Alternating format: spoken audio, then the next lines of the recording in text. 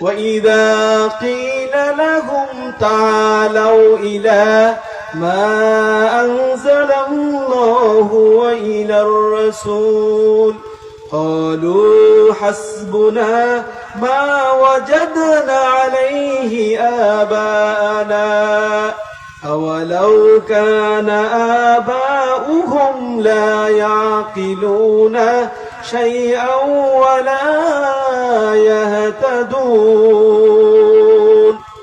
এই সমস্ত মানুষের ভ্রান্ত ধারণা কোরআনুল কারীমে আল্লাহ তাআলা চিত্রিত করছেন। সূরা আল মায়েদা 104 নম্বর আয়াতে আল্লাহ তাআলা বলছেন, শোনো, ওয়াইদা কিলা লাহুম, যখন তাদেরকে বলা হতো, নবী এবং রাসূল তাদেরকে বলতো, তাআলাও, তোমরা এদিকে আসো, মা আনজালাল্লাহু ওয়া ইলার রাসূল, আল্লাহ এবং রাসূল যা নাজিল করেছে এ পথেই তোমরা আসো। তোমরা কবর পূজা ছাড়ো, মাজার পূজা ছাড়ো, মূর্তি পূজা ছাড়ো, ওই সমস্ত পাখির পূজা ছাড়ো, ওই সমস্ত পশুর পূজা ছাড়ো, গাছের পূজা ছাড়ো, মাছের পূজা ছাড়ো, এরপরে তোমাদের নিজস্ব ধ্যান ধারণা যা আছে সব কিছু তোমরা ছাড়ো। ছেড়ে কোন দিকে আসো? ইলা মা আনজালাল্লাহু ওয়া ইলা রাসূল, আল্লাহ এবং রাসূল যা নাজিল করেছেন দিয়েছেন সেদিকেই তোমরা আসো।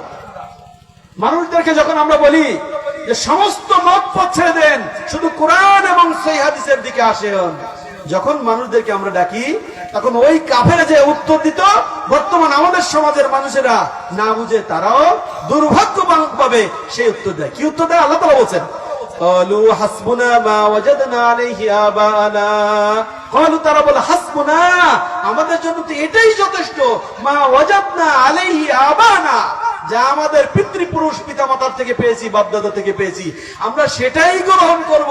তোমাদের নতুন হাদিস, নতুন কথা আমরা গ্রহণ করতে রাজি নই। তাহলে এটা কাফেরদের কথা আর বর্তমান যারা বলে তাদের কথা সমান হলো না? সমান হলো। তাহলে এই কথা কি বলা যাবে? আল্লাহ তাআলা যুক্তি দেখে বলছেন, আওয়ালাউ কানা আবাহুম লা ইয়াকিলুনা শাইয়্যা ওয়া লা ইয়াহতাদুন। আল্লাহ বলতেছেন, রাসূল তাদেরকে জিজ্ঞেস করুন, তাদের পিতামাতা তারা যদি ভুল পথে থাকে, তারা যদি হিদায়াত না পায়, তাহলে তোমরা কি ওই হিদায়াত ছাড়া তোমরা তাদের সাথে চলতে চাও? আল্লাহ বলছেন যে তারা যদি ভুল পথে চলে, তাহলে তোমরাও কি ভুল পথে চলতে চাও? উত্তর হবে কি?